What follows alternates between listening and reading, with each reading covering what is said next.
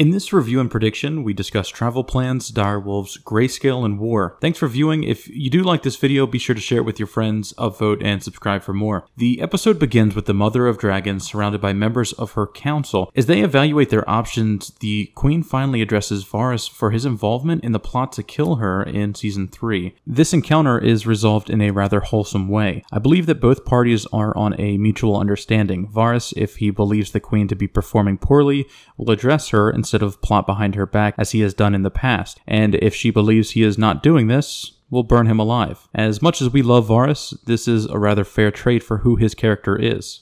Next comes Melisandre. As she makes her flattering introduction, Varys interrupts and points out her involvement with Stannis. While I don't believe Varys and company know the extent of her influence over Stannis, it's good that they express caution early. Then we come to the line about Azor Ahai, the prince who was promised, being confirmed in the show that it can be Daenerys. The idea of Azor Ahai has been around for years, with people speculating it being Jon, an entire list of people for X, Y, and Z reasons, but this involvement in the scene is either meant to build up a story arc for the prophesized idol, or maybe it's just Melisandre's attempt to get close with the Queen. You know, thinking back right now to every candidate she's believed to be Azor Ahai, she may simply just use this to get close to powerful people. My money is honestly on the latter here. In her defense, however, the words she uses are very select, never actually stating the Queen would be this champion. In fact, she states only that she would have a part to play, as would Jon Snow. This begins the talk about our lovable Northern King, and Tyrion speaks kindly of Jon. Ultimately, she ends up inviting him down to meet and bend the knee. This will be an interesting interaction, but hey, it looks like they'll finally meet. We arrive back at Winterfell, where Sansa and Jon read the note sent from Dragonstone. Sansa believes this to be a trap. Jon believes he can trust Tyrion with his request, but Sansa also believes Tyrion to be trustworthy. Ultimately, it's just too dangerous. Then the low-key genius, the Onion Knight,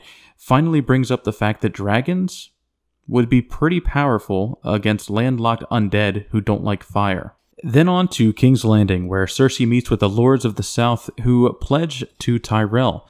She is honestly doing a great job making an argument for joining her side. She uses their ignorance of the Unsullied and Dothraki forces, turning them into an uncontrollable horde that would mean their imminent death. Sam's father, Randall Tarley, appears to be the biggest cat they hope to sway, and for good reason. He commands a large, experienced army, but he expresses concern about what they plan to do about the dragons. It's not addressed directly in this sequence, but later on we find out that Pycelle is working on heavy-duty ballista that will bring down the mighty creatures. Beside magical forces, this would probably be the only way, medieval-wise, that they could get the dragons down.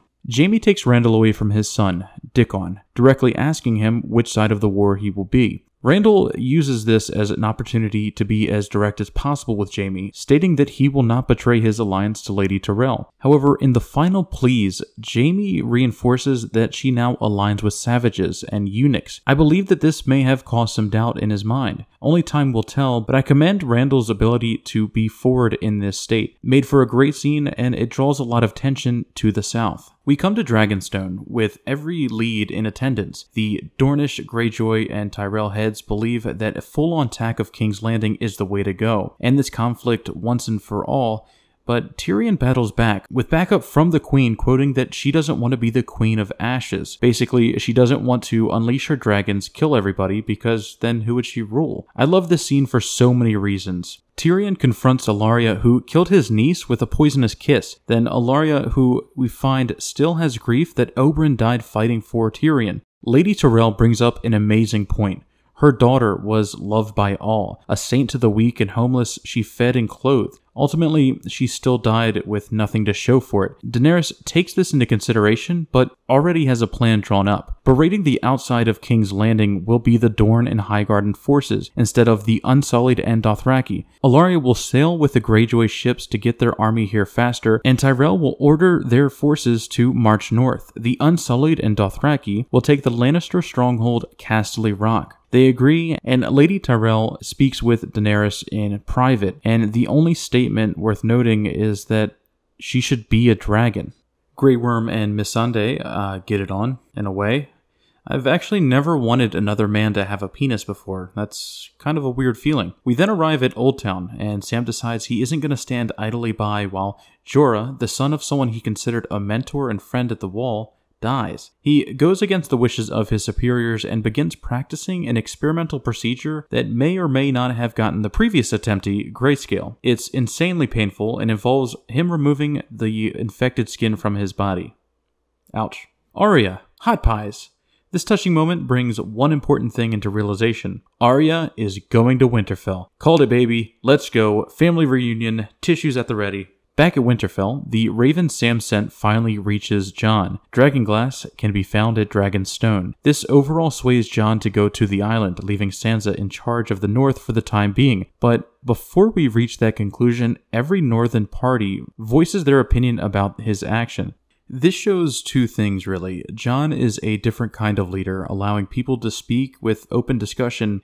In this similar setting, you may have been beheaded under different leadership. Secondly, the North doesn't trust the force Daenerys currently possesses. It will be interesting how they choose to play this, whether further tension arrives, or this was simply the families expressing concern. Hopefully Jon doesn't get burnt to a crisp like his grandfather by the Mad King. The scene of the crypts leaves more questions than answers, but overall the vibe is, Jon doesn't trust Littlefinger and threatens his life if he harms Sansa. Arya, on her trip back north, has made some great time. If you recall, the area where she was with the Lannister troop wasn't snowy, meaning that she rode from an undetermined time back north and has already passed this waypoint. Then, Nymeria shows up. Called it. This wasn't the outcome that I was hoping for, but like Arya herself, she wasn't made to be domesticated. It'll be interesting what this scene was about, why they showed it. I theorized that maybe a wrap-up to fan theories about Nymeria being in the Riverlands, or maybe she plays a role at another time and they just needed to remind the audience that she's still around.